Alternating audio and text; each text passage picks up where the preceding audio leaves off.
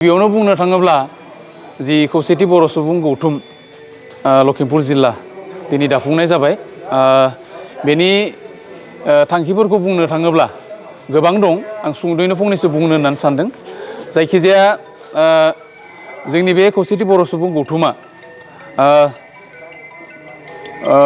बिटिसिनि बायजोआव थानाय बर'फोरनि राव हारिमु थुनलाइ राजखान्थियारि बा समाजखान्थियारि बायदिसिना बिथिङाव जौगाथायनि खामानि मावगोन आरो जिबायदि थांखि लानानै मिरु आफादखौ दानायजों लोगोसे दिनै लखिमपुर जिल्ला आफादखौबो दानाय जादों।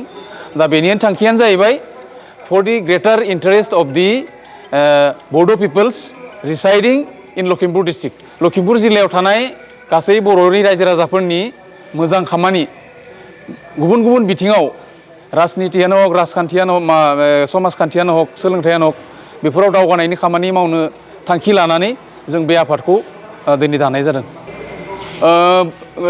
थार बाथ्राखौ बुंनो थाङोब्ला जोङो रायजो हिसाबै लिङाखै जे जोङो गामि हिसाबै सोरखौबा जे आफादगिरि नेहाथारि गासै रायजोखौ लाबोनांगौ होननानै जों लिंनाय जाखायाखै।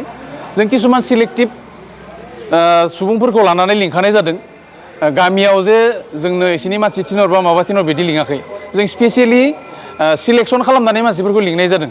जिहेथु जों आफादखौल' दागोन हिसाबै जोंनि गोदो आगुनि दैदेनगिरि आगुनि जोंनि आफादफोरनि खामानि मावबोनाय बिथांमोनखौ लानानै जों दिनै आफादखौ दानो होननासो लिंथुमनाय जाखादोंमोन।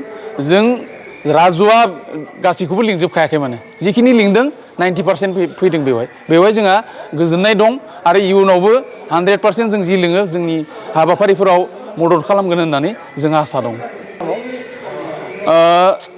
आंनिफ्राय बुंनो गोनाङा बेनो, आंहा खावलायनाय थागोन जे जोङो बयबो खौसेथि आवगायनो नाजानांगोन, खौसेथि थानांगोन।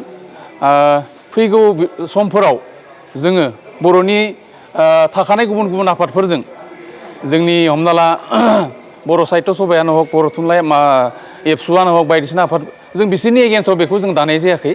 जों बयजोंबो आफादफोरजों खौसेयैनो थानानै हयथ' नांगौ समाव जों जाथिनि अलखद समाव नांगौ जायोब्ला जों बयबो ज' जानानै खौसेयै खामानि मावनांगौ होननानै आं बेखौ खावलायनाय थाबाय। खामानि मावनायनि सायाव फारागथिथ' बेवहाय थानाय नङा। खौसेथि बर' सुबुं आफादावबो जोंनो दंमोन। जागायजेननायनिफ्राय जों दङब्लाबो बुंनाय जानाय नङा। मोनफ्रोमबो जिथु एजिटेसन जादोंबा मास क्राइं जादोंमोन गुवाहाटियावनो हक बा क'क्राझारावनो हक बा बबेबानो हक जायगायावनो हक जों जेरावबो जों दंजोबोमोन। खिन्थु जों माखासे मावनाय दांनाय बा माखासे डिफारेन्स जोंनि गेजेराव एसे एला सोमजिनायथाय बे जों एसे दा UBPF आफादनिफ्राय ओंखारनाय जादों आरोखि। बर' रायजोखौ थगायदों होनना सानो नामा दा बे बेलायाव? खुब सम्भब थगायदों होनद्रायनाथ' बुंथ्रायनाय जानाय नङा। खिन्थु जिबायदि सरकारनि बेबो मोननांगौ बिदि मोनाखै आरो मोनदोंबाबो जिखिनिखौ मोनदों हयथ' 100 फुलि माने सेटिसफेक्टरि नङा होननानै जों खामानिखौ सानदों आरो। कुइसना मामोन? जानाखि बर' कसारि वेलफेयार अट'नमास काउन्सिलाव फैनाय फान्ड बा रां डेभेलपमेन्टेल स्किमफोर फैनाय बेफोर खामानिखौ एक्सुवेलि जों एसे एला मावनाय नुदोंब्लाबो जे फुललि बेयो जादों होननानै जों हमथ'नो हाया आरो जों एसेबां बे बुस्थुखौ किसुमान खामानिखौ इमप्लिमेन्ट खालामनायाव एसे बेले बेजे जानाय बायदि नुदों आरोखि जोंनि नोजोराव। आरो बुंनो थाङोब्ला जिखिनि माने रां बावजा मोननांगौमोन बा डेभेलपमेन्ट फान्डनि थाखाय रां मोननांगौमोन बेखौ सरकारा होनो हायाखै। दा बेखौ जोंनिफ्राय डिमान्ड थागोन जे बे रां बावजाफोरा बांनांगौ आरो थाबैनो बे जोंनि बर' कसारि गावहारि खुंथाइनि सिङाव बिसायख'थिखौ खुंनांगौ होननानै जोंनिफ्राय दा जौगानाया बबेबा मोनसे जायगायाव नामघर बानायब्ला बा बबेबा मोनसे जायगायाव ख्रिस्टि भबन बानायब्ला बे जौगानाय जाया। बेवहाय जोंहा गोबां आरोबाव दावगानो थाखाय गोबां गेदेर गेदेर स्किम नांगौ जोंनो।